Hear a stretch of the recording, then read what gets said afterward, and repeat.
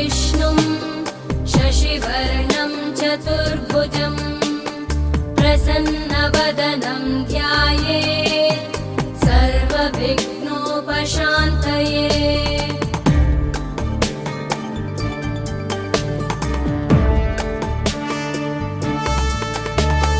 शान्ताकारं भुजगशयनं पद्मनाभं सुरेशं विश्वाधारं गगनसदृशं मेघवर्णं शुभाङ्गं लक्ष्मीकान्तं कमलनयनं योगिभिर्ध्यानगम्यं